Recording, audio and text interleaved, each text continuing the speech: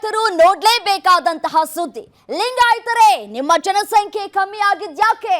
ಒಕ್ಕಲಿಗರೇ ನಿಮ್ಮ ಜನಸಂಖ್ಯೆಯೂ ಕೂಡ ಕಮ್ಮಿ ಆಗಿದ್ಯಾಕೆ? ಗ್ಯಾರಂಟಿ ನ್ಯೂಸ್ ನಲ್ಲಿ ಅಂಕಿಅಂಶಗಳ ಪಕ್ಕಾ ಲೆಕ್ಕ.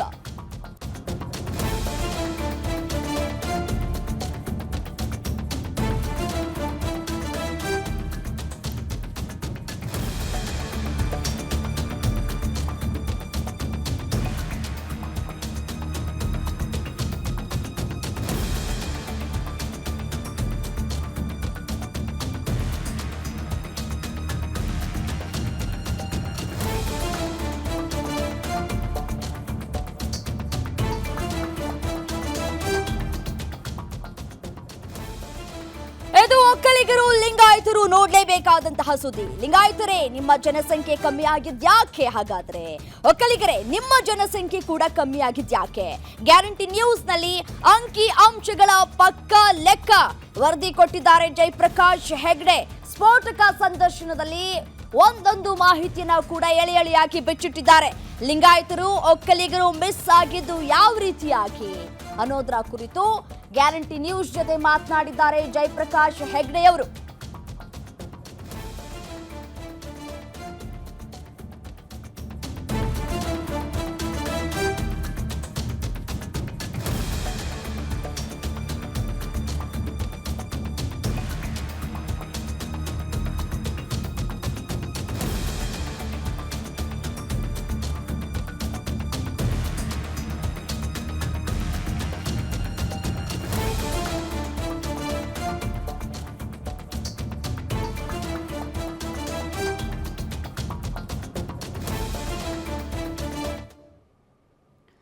ಜಾತಿಗಣತಿ ವರದಿಯನ್ನ ಸರ್ಕಾರಕ್ಕೆ ಕೊಟ್ಟ ಜಯಪ್ರಕಾಶ್ ಹೆಗ್ಡೆ ಜೊತೆ ನಮ್ಮ ಗ್ಯಾರಂಟಿ ನ್ಯೂಸ್ನ political bureau head Maruti Pavagada ಮಾಡಿರುವಂತಹ ವಿಶೇಷ ಸಂದರ್ಶನದಲ್ಲಿ ಏನೆಲ್ಲ ಮಾತನಾಡಿದ್ದಾರೆ ಅನ್ನೋದರ ಕುರಿತು ನೋಡ್ತಾ ಹೋಗೋಣ ಬನ್ನಿ. ಹಿಂದುಳಿದ ವರ್ಗಗಳ ಸಾಮಾಜಿಕ ಹಾಗೂ ಶೈಕ್ಷಣಿಕ ಸಮೀಕ್ಷೆ ಬಗ್ಗೆ ಭಾಳಷ್ಟು ಚರ್ಚೆಗಳು ಆರಂಭ ಆಗಿದ್ದಾವೆ. ಈ ಹಿಂದೆ ಸಿದ್ದರಾಮಯ್ಯವರೇ ಮುಖ್ಯಮಂತ್ರಿ ಆದಾಗ ಈ ಜವಾಬ್ದಾರಿಯನ್ನು ಅಂದು ಕಾಂತರಾಜ್ ಅವರಿಗೆ ಕೊಟ್ಟಿದ್ದರು, ಹಿಂದುಳಿದ ವರ್ಗಗಳ ಆಯೋಗದ ಅಧ್ಯಕ್ಷರಾಗಿದ್ದರು. ಅದಾದ ಬಳಿಕ ಆ ಸ್ಥಾನಕ್ಕೆ ಜಯಪ್ರಕಾಶ್ ಹೆಗ್ಡೆ ಅವರು BJP ಸರ್ಕಾರದ ಅವಧಿಯಲ್ಲಿ ಬಂದರು. ಅವರು ಕೂಡ ಆ ಕೆಲಸವನ್ನು ಮುಂದುವರಿಸಿ ಬಹುತೇಕ BJP ಸರ್ಕಾರದಲ್ಲಿಯೇ ಆ ವರದಿ ಕೂಡ ಕಂಪ್ಲೀಟ್ ಆಗಿತ್ತು. ಆದರೆ ಸಿದ್ದರಾಮಯ್ಯವರು ಬಂದ ಬಳಿಕ ಆ ರಿಪೋರ್ಟನ್ನು ತೆಗೆದುಕೊಳ್ಳುವಂತಹ ಒಂದು ಕೆಲಸ ಸಿದ್ದರಾಮಯ್ಯ ಅವರು ಮಾಡಿದ್ರು. ಸ್ವತಃ ಜಯಪ್ರಕಾಶ್ ಹೆಗ್ಡೆ ಅವರು ನಮ್ಮ ಜೊತೆ ಇದ್ದಾರೆ. ಒಂದಷ್ಟು ಪ್ರಶ್ನೆಗಳು ಇರೋದ್ರಿಂದ, ಒಂದಷ್ಟು ಚರ್ಚೆಗಳು ಆಗ್ತಿರೋದ್ರಿಂದ ನೇರವಾಗಿ ಜಯಪ್ರಕಾಶ್ ಹೆಗ್ಡೆ ಅವರನ್ನು ಹೇಳ್ತಾ ಇರುವಂಥ ಒಂದು ಕೆಲಸ ಕೆಲವೊಂದಷ್ಟು ಜನರು ಕೂಡ ಮಾಡ್ತಾ ಇರೋದ್ರಿಂದ ಸವಿಸ್ತಾರವಾಗಿ ಅವ್ರ ಜೊತೆ ಮಾತಾಡುವಂಥ ಒಂದು ಪ್ರಯತ್ನವನ್ನು ಮಾಡ್ತೀನಿ. ಸರ್ ನಮಸ್ತೆ. ನಮಸ್ತೆ ಸರ್. ಏನು ಸರ್ ಇದೊಂದು ರೀತಿ ವಿವಾದದ ವರದಿ ಅನ್ನುವಂಥ ಒಂದು ರೀತಿಯಲ್ಲಿ ಕೆಲವರು ಬಿಂಬಿಸ್ತಾ ಇದ್ದಾರಲ್ಲ ಅಂತ? ವಾದ ವಿವಾದ ಆದರೆ ಮಾತ್ರ ಜನರಿಗೆ ಮಾಹಿತಿ ಹೆಚ್ಚು ಸಿಗ್ತದೆ. ಅದರಿಂದ ಆಗೋದು ಒಳ್ಳೆಯದು. ಚರ್ಚೆ ಆಗಲಿ, ವಾಸ್ತವಾಂಶ ಹೊರಗೆ ಬಂದಾಗ ಸರಿ ತಪ್ಪುಗಳ ಬಗ್ಗೆ ಗೊತ್ತಾದಾಗ ಜನ ಅದನ್ನು ಒಪ್ತಾರೆ ಅಂತ ನಾನು ಭಾವಿಸಿದ್ದೇನೆ. ಸರ್, ತಾವು ಈ ವರದಿಯನ್ನು ರೆಡಿ ಮಾಡಿದರೆ, ಅದೇ ರೀತಿ ತಮಗಿಂತ ಮೊದಲಿದ್ದವರು ಕೂಡ ಅಂಕಿಅಂಶಗಳನ್ನು ಸಂಗ್ರಹ ಮಾಡುವಂಥ ಒಂದು ಕೆಲಸವನ್ನು ಮಾಡಿದ್ರು. ಈಗ ಬಹುತೇಕ ಪ್ರಬಲ ಸಮುದಾಯದವರ ಒಂದು ವಾದ ಏನು ಅಂತ ಹೇಳಿದ್ರೆ, ನಮ್ಮ ಅಂಕಿಅಂಶಗಳ ಬಗ್ಗೆ ಭಾಳಷ್ಟು ನಮಗೆ ಡೌಟ್ ಇದೆ, ನಮ್ಮ ಅಂಕಿಅಂಶಗಳು ಇನ್ನೂ ಹೆಚ್ಚಿರಬೇಕಾಗಿತ್ತು, ನಮ್ಮ ಮನೆಗಳಿಗೆ ಬಂದಿಲ್ಲ, ಈ ರೀತಿಯಾದಂಥ ಒಂದು ಪ್ರಶ್ನೆಗಳು ಉದ್ಭವ ಆಗಿದ್ದಾವೆ. ಇದನ್ನು ಒಂದು ಫಾರ್ಮೆಟನ್ನು ಮಾಡಿದರು. ಫಾರ್ಮೆಟ್ ಮಾಡಿ ಎಲ್ಲ ಜಿಲ್ಲಾಧಿಕಾರಿಗಳು ಕಳಿಸಿ, ಅವರು ಜಿಲ್ಲಾಧಿಕಾರಿಗಳು ಅವರ ಅಧಿಕಾರಿಗಳು ಮತ್ತು ಶಿಕ್ಷಕರಿಗೆ ಅದನ್ನು ಕೊಟ್ಟು, ತರಬೇತಿಯನ್ನು ಕೊಟ್ಟು, ಅವ್ರ ಮನೆಗೆ ಹೋಗಿ ಅವರ ಮಾಹಿತಿಯನ್ನು ಸಂಗ್ರಹ ಮಾಡಿದ್ದಾರೆ. ಅದರಲ್ಲಿ ಸಾಮಾಜಿಕ ಶೈಕ್ಷಣಿಕ ಸಮೀಕ್ಷೆ, ಅದರಲ್ಲಿ ಈ ಎಂಪಿರಿಕಲ್ ಡೇಟಾ ಬೇಕು ಅಂತ ಇದೆ. ಮೀಸಲಾತಿಯನ್ನು ಯಾವ ಪ್ರವರ್ಗಕ್ಕೆ ಸೇರಬೇಕು ಅನ್ನುವಾಗ ಎಂಪಿರಿಕಲ್ ಡೇಟಾ ಬೇಕು ಅಂತ ಸುಪ್ರೀಂ ಕೋರ್ಟ್ ಹೇಳಿತ್ತು. ಈ ಜಾತಿ ಗೊತ್ತಾಗದಿದ್ದರೆ ಡೇಟಾ ಸಿಗೋದಾಗೆ, ಅದರಿಂದ ಅದು ಒಂದು ಅಂಶ ಇತ್ತು. ಅದರಿಂದ ಇವೆಲ್ಲವೂ ಸಿಸ್ಟಮ್ಯಾಟಿಕ್ ಆಗಿ ಮಾಡಿದ್ದಾರೆ ಜಿಲ್ಲಾಧಿಕಾರಿಗಳ ನೇತೃತ್ವದಲ್ಲಿ.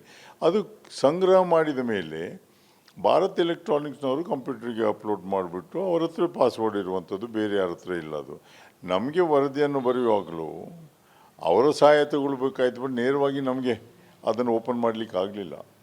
ಅದರಿಂದ ಈ ಒಂದು ಸಂಗ್ರಹ ಮಾಡಿದಂಥ ದತ್ತಾಂಶ ಏನಿದೆ ಅದು ನನ್ನ ಪ್ರಕಾರ ಸರಿ ಇದೆ.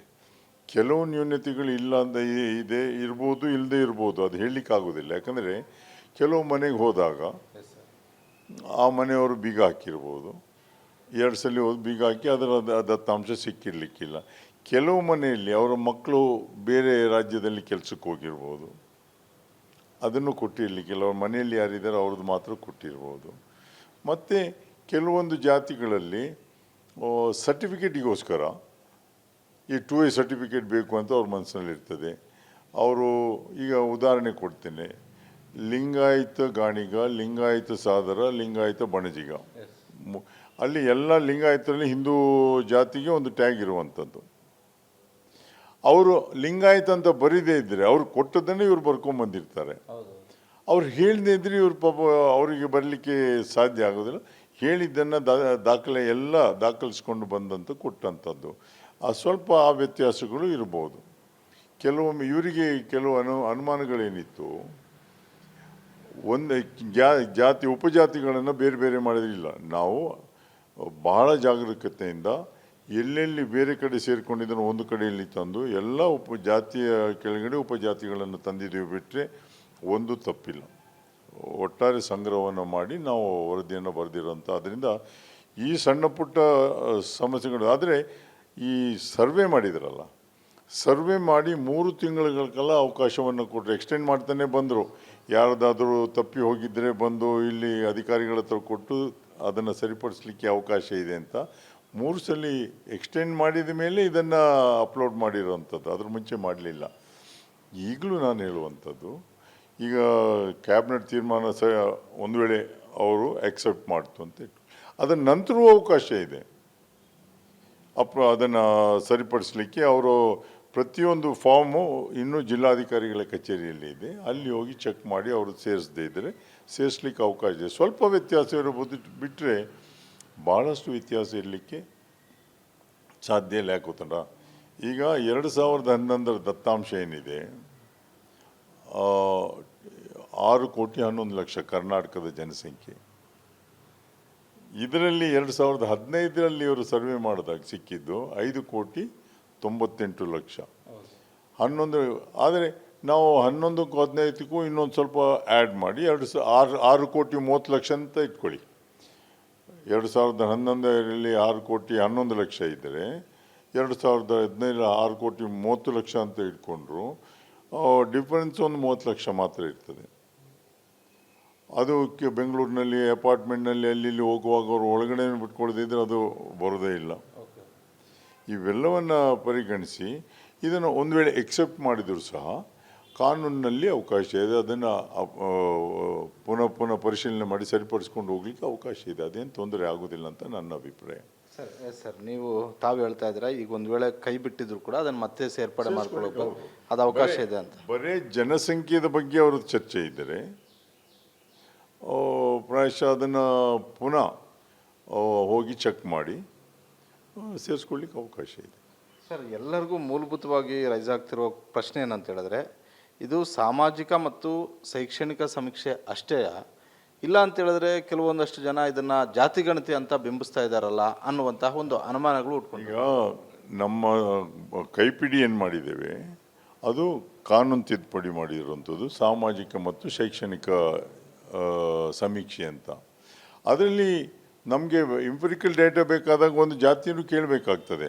ಮೀಸಲಾತಿಯನ್ನು ಕೊಡಬೇಕಾದ್ರೆ ಯಾವ ಜಾತಿಯವರು ಯಾವುದು ಕೊಡಬೇಕು ಅನ್ನೋದು ತೀರ್ಮಾನ ಆಗಬೇಕು. ಅದು ಇದೆ, ಇಲ್ಲ ಅಂತ ಹೇಳೋದಿಲ್ಲ.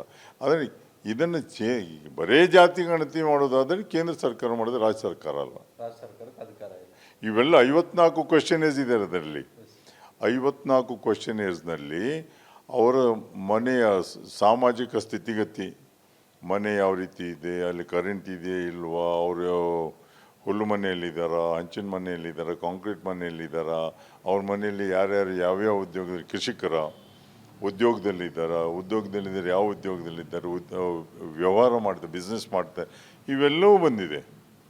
ಅದು ಫಿಲಪ್ ಮಾಡಿದ ಮೇಲೆ ಆ ಮನೆಯವರ ಹತ್ರ ಸಹಿಯನ್ನು ತಗೊಂಡು, ಸರ್ವೆ ಮಾಡಿದವರು ಸಹಿಯನ್ನು ತಗೊಂಡು ಅದನ್ನು ಅಲ್ಲಿ ಮೇಲೆ ಅಧಿಕಾರಿಗಳಿಗೆ ಕೊಟ್ಟಿರ್ತಾರೆ ಅವರು ಸರ್ವೆ ಮಾಡಿದವರು. ಅದರಿಂದ ಅಂಥ ನಾವು ಅದನ್ನು ಮಾಡಿಲ್ಲ ಅಂತ ಹೇಳಿದರೆ ನಾವು ಅಧಿಕಾರಿಗಳಿಗೆ ಮತ್ತು ಶಿಕ್ಷಕರಿಗೆ ಆಪಾದನೆ ಮಾಡಿದಾಗ ಆಗ್ತದೆ. ನಾನು ಅದಕ್ಕೆ ಒಪ್ಪೋದಿಲ್ಲ. ಈ ಹಳೆ ಮೈಸೂರು ಭಾಗದಲ್ಲಿ ಬಹುತೇಕ ಹಳೆ ಮೈಸೂರು ಭಾಗದಲ್ಲಿರುವಂಥ ಎಲ್ಲ ಜಿಲ್ಲೆಗಳಲ್ಲೂ ಕೂಡ ಒಕ್ಕಲಿಗ ಸಮುದಾಯ ಪ್ರಬಲವಾಗಿದೆ. ಅದನ್ನು ಮೊದಲಿಂದಲೂ ಕೂಡ ಆ ಸಮುದಾಯದ ನಾಯಕರುಗಳು ಹೇಳ್ತಾ ಇದ್ದಾರೆ. ಅದೇ ರೀತಿ ಚುನಾವಣಾ ಸಮೀಕ್ಷೆಗಳನ್ನು ನೀಡೋರು, ಬೇರೆ ಸಮೀಕ್ಷೆಗಳನ್ನು ಮಾಡುವಂಥವರು ಕೂಡ ಹೇಳ್ತಾರೆ.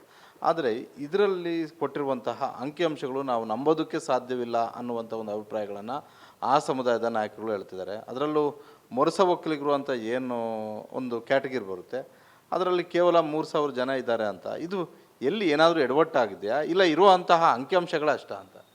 ಒಂದು ವೇಳೆ ಮರ್ಸೊಕ್ಕಲಿಗರು ಹೋಗಿ ಕೇಳಿದಾಗ ನಾವು ಒಕ್ಕಲಿಗರು ಅಂತ ಹೇಳಿದರೆ ಏನು ಮಾಡ್ಲಿಕ್ಕೆ ಸಾಧ್ಯ ಆಗ್ತದೆ? ಕೆಲವರು ಹೇಳಿದರು, ನಾನು ಮರ್ಸೊಕ್ಕಲಿಗ, ನನ್ನ ಹತ್ರ ಮಾತಾಡೋಕೆ ಹೇಳಿದ್ರು, ನಾನು ಮರ್ಸೊಕ್ಕಲಿಗ, ಆದರೆ ನಾನು ಅವ್ರು ಬಂದು ಕೇಳಿದಾಗ ಒಕ್ಕಲಿಗ ಅಂತ ಹೇಳಿದ್ದೀನಿ ಅಂತ. ಆ ಥರ ಹೇಳಿದರೆ ಏನು ಮಾಡಲಿಕ್ಕೆ ಸಾಧ್ಯ ಆಗೋದಿಲ್ಲ. ಯಾಕಂದರೆ ಅವ್ರು ಏನು ಹೇಳಿದ್ದಾರೆ ಅದನ್ನು ಬರ್ಕೊಂಡು ಬಂದಿದ್ದಾರೆ ಇವರು. ಈಗ ಅವಾಗ ಒಕ್ಕಲಿಗರು ಇದ್ದರೂ ಕೂಡ ಅಲ್ಲಿ ನೀವು ಹೋದಾಗ ಒಕ್ಕಲಿಗರು ಅಂತ ಹೇಳಿದ್ರೆ ಒಕ್ಕಲಿಗರ ಇದಕ್ಕೆ ಹಾಕ್ಕೊಂಡಿರ್ತಾರೆ. ಹೌದು, ಬಟ್ ಆ ಒಕ್ಕಲಿಗ ಕುಂಚಿತ ಯಾವುದಿದೆ ಅದನ್ನು ಆ ಒಕ್ಕಲಿಗರ ಪಟ್ಟಿಯಲ್ಲೇ ಇದೆ, ಬೇರೆ ಕಡೆಯಲ್ಲಿ ಹಾಕಿಲ್ಲ. ಹಾಗಾದ್ರೆ ಈ ಎಲ್ಲ ಸೇರಿ ಒಟ್ಟಿನಲ್ಲಿ ಒಕ್ಕಲಿಗರ ಆ ಗುಂಪಲ್ಲೇ ಇರುತ್ತೆ, ಆ ವರ್ಗದಲ್ಲೇ ಇರುತ್ತೆ, ಬೇರೆ ಹೋಗೋದಿಲ್ಲ, ಅದು ಬೇರೆ ಹೋಗೋದಿಲ್ಲ, ಹೋಗಿಲ್ಲ. ಈಗ ಲಿಂಗಾಯತರದ್ದು ಕೂಡ ಅಷ್ಟೇ, ಗಾಣಿಗ ಲಿಂಗಾಯತ, ಅದೇ ಲಿಂಗಾಯತ ಅಂತ ಎಲ್ಲಿ ಶಬ್ದ ಬರ್ತದೆ ಅದೆಲ್ಲವೂ ಲಿಂಗಾಯತ, ವೀರಶೈವ ಲಿಂಗಾಯತರ ಪಟ್ಟಿಯಲ್ಲಿ ಬರ್ತದೆ, ಬಿಟ್ಟರೆ ಬೇರೆ ಕಡೆ ಹೋಗ್ಲಿಕ್ಕೆ ಆಗೋದಿಲ್ಲ. ಒಂದು ವೇಳೆ ಅವರು ಅದೇ ಸರ್ಟಿಫಿಕೇಟ್ಗೋಸ್ಕರ ಆ ಲಿಂಗಾಯತ ಅಂತ ಹೇಳದೇ ಇದ್ದರೆ, ನೀವು ಹಿಂದೂ ಅಲ್ಲ ಲಿಂಗಾಯತ ಅಂತ, ಲಿಂಗಾಯತರು ಹಿಂದುವೇ ಅಲ್ಲಂತ ಹೇಳಲಿಕ್ಕಾಗೋದಿಲ್ಲ. ಯಾಕಂದರೆ ಸುಪ್ರೀಂ ಕೋರ್ಟ್ ಹೇಳಿದ್ದೋದೇ ಪಾರ್ಲಿಮೆಂಟ್ನಲ್ಲಿ ಕೇಂದ್ರ ಸರ್ಕಾರ ಕಳೆದ ಬಾರಿ ಪ್ರಶ್ನೆಯನ್ನು ಕೇಳಿದಾಗಲೂ ಅಷ್ಟೇ ಹೇಳಿರೋದು. ಅಲ್ಲ, ಅದು ಲಿಂಗಾಯತರದ್ದು ಒಂದು ಚರ್ಚೆ ಆಗ್ತಿತ್ತು ಸರ್, ಪ್ರತ್ಯೇಕ ಲಿಂಗಾಯತ ಧರ್ಮ ಅಂತ ಹೇಳ್ಬಿಟ್ಟು. ಆಗಿದ್ದರೆ ಅದು ಮೈನಾರಿಟಿ ಆಗಿ ಹೋಗ್ತಾ ಇತ್ತು. ಇಷ್ಟವರೆಗೂ ಅದು ಧರ್ಮ ಅಂತ ಆಗಿಲ್ಲ. ಒಟ್ಟಾರೆ ನಿಮ್ಮ ರಿಪೋರ್ಟ್ ಬಗ್ಗೆ ಸರ್ ಭಾಳಷ್ಟು ಭಿನ್ನಾಭಿಪ್ರಾಯಗಳಿದ್ದಾವೆ, ಭಾಳಷ್ಟು ಅಸಮಾಧಾನಗಳಿದ್ದಾವೆ, ಭಾಳಷ್ಟು ಆಕ್ಷೇಪಗಳು ವ್ಯಕ್ತವಾಗ್ತಾ ಇದ್ದಾವೆ. ನೀವು ಹೇಳ್ತಾ ಇದ್ರೆ ಇತ್ತೀಚೆಗೆ ನಡೆದಿರುವಂತಹ ಎಲ್ಲ ಸಮೀಕ್ಷೆಗಳನ್ನು ನೀವು ಕಂಪೇರ್ ಮಾಡಿದ್ದೆ ಆದರೆ ಬಹುತೇಕ 90ಕ್ಕೂ ಹೆಚ್ಚು ನಾವು ರೀಚ್ ಆಗಿದ್ವಿ. 95% ರೀಚ್ ಆಗಿದ್ವಿ ಅಂತ ಹೇಳಿದ್ರು. ಹಾಗಾದರೆ ಈ ಅಂಕಿಅಂಶಗಳು ಒಪ್ಪಲೇಬೇಕಾ, ಇಲ್ಲ ಅಂತ ಹೇಳಿದ್ರೆ ಏನಾದರೂ ಮಾರ್ಪಾಡು ಮಾಡೋದಕ್ಕೆ ಸರ್ಕಾರಕ್ಕೆ ಅವಕಾಶಗಳಿದ್ದಾವೆ? ಮುಂದೆ ಇದೆ ಅವಕಾಶ. ಯಾಕಂದರೆ ಇದೊಂದು ರಿಪೋರ್ಟ್ ಕೊಟ್ಟಾಗಿದೆ, ಅದಕ್ಕೆ ಅಪ್ಡೇಟ್ ಮಾಡಲಿಕ್ಕೆ ಅಪ್ಡೇಷನ್ಗೆ ಭಾಳಷ್ಟು ಅವಕಾಶ ಇದೆ. ಯಾಕಂದರೆ ಕಾನೂನಲ್ಲೂ ಅವಕಾಶ ಇದೆ. ಇವರು ಪುನಃ ಯಾರು ಸೇರಿಲ್ಲ ಅಂತ ಹೇಳ್ತಾರೆ ಅವರು ಅದನ್ನು ಹೋಗಿ ಪಟ್ಟಿಯಲ್ಲಿ ನೋಡ್ಬೋದು. ಈಗ ಮನೆಯಲ್ಲಿ ಏನಾಗ್ತದೆ, ನಮ್ಮ ಮನೆಯಲ್ಲಿ ನಿಮ್ಮ ಮನೇಲಿ ಬಂದಾಗ ಅವ್ರು ಕೇಳಿ ಹೋಗಿರ್ತಾರೆ, ಅವ್ರ ಮನೆಯಲ್ಲಿ ಅದನ್ನು ಚರ್ಚೆ ಮಾಡೋದಿಲ್ಲ. ಯಾಕಂದರೆ ಯಾವುದಾದ್ರು ಸರ್ವೆ ಮಾಡಲಿಕ್ಕೆ ಬಂದೇ ಇರ್ತಾರೆ, ಮಾಹಿತಿಯನ್ನು ಕೊಟ್ಟಿರ್ತಾರೆ. ಇಂಥವ್ರು ಬಂದಿದ್ರು ಅಂತ ಮನೇಲಿ ಹೆಚ್ಚಾಗಿ ಚರ್ಚೆ ಆಗೋದಿಲ್ಲ ಅದರ ಬಗ್ಗೆ. ಹಾಗಾಗಿ ಸೇರಿಯೂ ಅವ್ರಿಗೆ ಗೊತ್ತಿಲ್ಲದಲ್ಲೂ ಇರ್ಬೋದು. ಮತ್ತೀಗ 10 ವರ್ಷ ಆಯಿತು ಅವ್ರಿಗೆ ಬಂದಿದ್ದು, ಬೇರೆ ಬೇರೆ ಸರ್ವೆಗೆ ಬಂದಾಗ ಯಾವುದಂತೂ ಗೊತ್ತಿರಲಿಕ್ಕಿಲ್ಲ.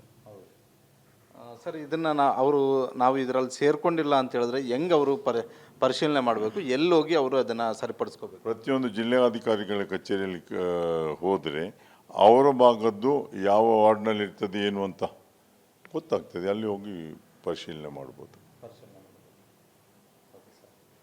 ಮತ್ತು ಸರ್, ಈ ರಿಪೋರ್ಟ್ ಆದ ಬಳಿಕ ತಾವು ಕೂಡ ಬಿ ಜೆ ಪಿ ಸರ್ಕಾರದಲ್ಲಿ ತಮ್ಮನ್ನು ನೇಮಕ ಮಾಡಿದ್ದು, ಬಿ ಜೆ ಪಿ ಸರ್ಕಾರದಲ್ಲೂ ಕೂಡ ಇದನ್ನು ಮುಂದುವರಿಸಿದ್ರು, ಮಾಡಲಿ ಅಂತಲೇ ಹೇಳಿದ್ದು. ನೀವು ಕಾಂತರಾಜ್ ಅವರು ಕೊಟ್ಟಂತಹ ಮಾಹಿತಿಯನ್ನು ಆಧರಿಸಿ ತಾವು ಅದನ್ನು ಸಂಪೂರ್ಣವಾಗಿ ಓದಿ ಅಧ್ಯಯನ ಮಾಡಿ, ತಮ್ಮ ತಂಡ ಅಧ್ಯಯನ ಮಾಡಿ ಒಂದಷ್ಟು ಶಿಫಾರಸುಗಳನ್ನು ಕೂಡ ಮಾಡಿದ್ರಿ.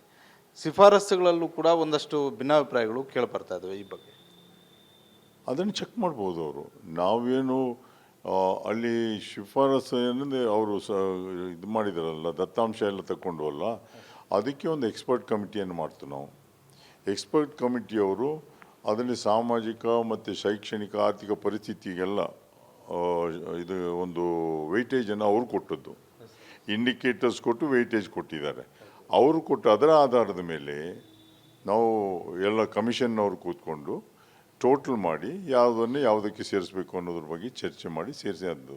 ಇದು ಒಬ್ಬೊಬ್ಬರು ಮಾಡಿದ ಕೆಲಸ ಅಲ್ಲ, ತುಂಬ ಎಕ್ಸ್ಪರ್ಟ್ಸು, ಸೋಷಿಯಾಲಜಿಸ್ಟ್ ಎಲ್ಲ ಕೂತು ಇದರ ಬಗ್ಗೆ ಚರ್ಚೆಯನ್ನು ಮಾಡಿ ತೀರ್ಮಾನ ತಗೊಂಡಂಥದ್ದು. ಸರ್, ಮತ್ತು ಕೆಲವು ಸಮುದಾಯಗಳನ್ನು ಈಗ 2A ಬರ್ತಿದ್ದಂತಹ ಹಲವು ಸಮುದಾಯಗಳನ್ನು 1B ಅಂತ ಮಾಡಿ ಕ್ಯಾಟಗರಿ 1B ಅಲ್ಲಿ ಸೇರಿಸಿದ್ದಾರೆ. ಅದೇ ರೀತಿ ಬೇರೆ ಬೇರೆ ಕಡೆನೂ ಕೂಡ ಪ್ರವರ್ಗಗಳನ್ನು ಮಾಡಿದ್ದಾರೆ. ಅಂದರೆ ಅಷ್ಟೊಂದು ತೀರಾ ಹಿಂದುಳಿದಾರೆ ಅಂತ 2A ಇದ್ದವರು 1Bಗೆ ತಗೊಂಡು ಹೋಗ್ಬೇಕಂದ್ರೆ ಏನು ರೀಸನ್ ಅಂತ? ಅದೇ ಮಾರ್ಕ್ಸ್ ಮೇಲೆ ಹೋಯ್ತದು. ಈಗಲೂ ಯಾರು ಇಂಥ ಜಾತಿ ಸೇರಿಸಿದ ತಪ್ಪು ಸರಿ ಅಂತ ಹೇಳಿದರೆ ಇದೆಲ್ಲ ಆದಮೇಲೆ ಬಂದು ಚೆಕ್ ಮಾಡ್ಬೋದು, ಕ್ರಾಸ್ ಚೆಕ್ ಮಾಡ್ಬೋದು. ಅದು ಮಾರ್ಕ್ಸ್ ಮೇಲೆ ಮಾಡಿದ್ಬಿಟ್ಟು ಮಾರ್ಕ್ ಒಂದು ವೆಯ್ಟೇಜ್ ಇಲ್ಲದೆ ಮಾಡೇ ಇಲ್ಲ ಯಾವುದನ್ನು. ಈಗ ಕ್ಯಾಬಿನೆಟಲ್ಲಿ ಈ ವಿಚಾರ ಇದೆ ಸರ್. ನಿನ್ನೆ ಭಾಳಷ್ಟು ಹಾಟ್ ಡಿಸ್ಕಷನ್ ಆಗಿದೆ. ಇದಾದ ಬಳಿಕ ಮತ್ತೊಂದು ಕ್ಯಾಬಿನೆಟ್ಟು ಕೂಡ ಇದೇ ವಿಚಾರಕ್ಕೆ ಸಂಬಂಧಪಟ್ಟಂತೆ ಚರ್ಚೆ ಮಾಡ್ತೀವಿ ಅಂತ ಹೇಳಿದ್ದಾರೆ. ನಿನ್ನೆ ಅಪೂರ್ಣಗೊಂಡಿದೆ. ಇದಾದ ಬಳಿಕ ಸರ್ಕಾರದ ಮುಂದೆ ಏನು ಆಪ್ಷನ್ ಇರುತ್ತೆ ಅಂತ ಹೇಳ್ಬಿಟ್ಟು ಆ ಸರ್ಕಾರಕ್ಕೆ ಬಿಟ್ಟಂಥದ್ದು. ಯಾಕಂದರೆ ನಮ್ಮ ಜವಾಬ್ದಾರಿ ರಿಪೋರ್ಟನ್ನು ರೆಡಿ ಮಾಡುವಂಥದ್ದು ಸರ್ಕಾರಕ್ಕೆ ಕೊಡುವನ್ನು. ಸರ್ಕಾರಕ್ಕೆ ಕಳೆದ ವರ್ಷ ಫೆಬ್ರವರಿ 29ಕ್ಕೆ ನಾವು ಕೊಟ್ಟಿದ್ದೇವೆ. ಸರ್ವೆ ಆಗಿದ್ದು 2015ರಲ್ಲಿ. ಕೆಲವರು ಅದು ಏನು ಅಂತಲೇ ಗೊತ್ತಿಲ್ಲದೆ ಟೀಕೆ ಮಾಡಿ ಬರೀತಾರೆ. 2015ರಲ್ಲಿದ್ದಾಗ ನಾನು ಅಧ್ಯಕ್ಷನೂ ಆಗಿರಲಿಲ್ಲ. ಅದು ಮಾಡಿದ್ದನ್ನು ಈಗ ನನಗೆ ಟೀಕೆ ಮಾಡ್ತಾರೆ. ಅದೆಲ್ಲ ಇದ್ದಂಥದ್ದು. ಯಾವುದೇ ಒಂದು ಕೆಲಸವನ್ನು ಮಾಡುವಾಗ ಸಾರ್ವಜನಿಕವಾಗಿ ಕೆಲವು ಟೀಕೆಗಳು ಬರ್ತದೆ. ಅದಕ್ಕೆ ನೀವೆಲ್ಲ ಬಂದಾಗ ನಾವು ಚರ್ಚೆಯನ್ನು ಮಾಡಿ ಉತ್ತರವನ್ನು ಹೇಳಿದಾಗ ಸರಿದೂಗಿಸ್ಲಿಕ್ಕೆ ಸಾಧ್ಯ ಆಗ್ತದೆ. ಇಲ್ಲದೇ ಇದ್ದರೆ ಚರ್ಚೆ ನಡೀದೇ ಇದ್ದರೆ ವಾಸ್ತವಾಂಶ ಏನಂತ ಗೊತ್ತಾಗೋದಿಲ್ಲ. ಅದಕ್ಕೋಸ್ಕರ ಈ ಒಂದು ವರದಿ ಆದದ್ದು 2015, ರಿಪೋರ್ಟ್ ಕೊಟ್ಟದ್ದು 29/2024ರಲ್ಲಿ. ಅದರಿಂದ ಭಾಳಷ್ಟು ದಿನಗಳಾಗಿತ್ತು. ಆದರೆ ಅವತ್ತಿನ ಅಂಕಿಅಂಶಗಳ ಆಧಾರದ ಮೇಲೆ ಮಾಡಿದ್ದೀವಿ. ಏನಾದರೂ ಇನ್ನೂ ಜಾಸ್ತಿ ಆಗಿದ್ದರೆ ಅದಕ್ಕೆ ಸರಿಪಡಿಸಲಿಕ್ಕೆ ಅವಕಾಶ ಇದೆ. ಬೇಕಿದ್ರೆ ಈಗ ಕಡಿಮೆ ಅಂತ ಹೇಳ್ತಿರುವಂಥವರು ಯಾವುದೇ ಸಮುದಾಯ ಆಗಿರ್ಬೋದು, ಅದನ್ನು ಸರಿಪಡಿಸುವಂಥ ಒಂದು ಕೆಲಸ ಈಗ ಹೊಸ ಆಯೋಗ ಮಾಡಬೇಕು, ಇಲ್ಲವೇ ಸರ್ಕಾರವೇ ಅದನ್ನು ಮಾಡ್ಕೋಬೋದಾ ಅಂತ? ಅವತ್ತೇ ಅವಕಾಶ ಕೊಟ್ಟಿದ್ದರು. 3 ತಿಂಗಳು ಎಕ್ಸ್ಟೆಂಡ್ ಮಾಡ್ತಾ ಹೋಗಿದ್ರು ಸರಿಪಡಿಸ್ಕೊಳ್ಳೋದಾದ್ರೆ ಸರಿ. ಅವತ್ತು ಅವ್ರು ಮಾಡಿಕೊಡ್ಲಿಲ್ಲ ಯಾರು. ಈಗ ಪುನಃ ಸರ್ಕಾರ ಮಾಡಿದ್ದನ್ನು ಅವರು ಅವಕಾಶ ಕೊಟ್ಟ ಮೇಲೆ ಪುನಃ ತಪ್ಪಿದ್ರೆ ಸರಿಪಡಿಸಿ ಅಂತ. ಈಗ ಪುನಃ ಇದೆಲ್ಲ ಆದ ಮೇಲೆ ಇದನ್ನು ಪುನಃ ಸರ್ವೆ ಮಾಡಬೇಕು, ಫ್ರೆಶ್ ಸರ್ವೆ ಮಾಡಬೇಕಂತೆಲ್ಲ. ಇದ್ದ ಸರ್ವೆಯಲ್ಲಿ ಎಲ್ಲಿ ತಪ್ಪಿದೆ ಸರಿಪಡಿಸ್ಕೊಳ್ಳಿಕ್ಕೂ ಅವಕಾಶ ಇದೆ. ಹಾಗಾದರೆ ಈಗ ಇರುವಂತಹ ಅಂಕಿಅಂಶಗಳಲ್ಲೇ ಎಲ್ಲಿ ಈಗ ಈ ಟೈಮು ನೀವು 2024ರಲ್ಲಿ ಕೊಟ್ಟರೆ 2015ಕ್ಕೆ ದತ್ತಾಂಶಗಳನ್ನು ಸಂಗ್ರಹ ಮಾಡಿರುವಂಥದ್ದು ಸುಮಾರು 6-7 ವರ್ಷಗಳ ಗ್ಯಾಪ್ ಇರುತ್ತೆ. ಆ ಗ್ಯಾಪಲ್ಲಿ ಏನು ಜನಸಂಖ್ಯೆ ಏರಿಕೆ ಆಗಿರುತ್ತೋ ಅದರ ಮೇಲೆ ಸೇರಿಸ್ಕೊಳ್ಳಿಕ್ಕೆ ಅವಕಾಶ ಇದೆ.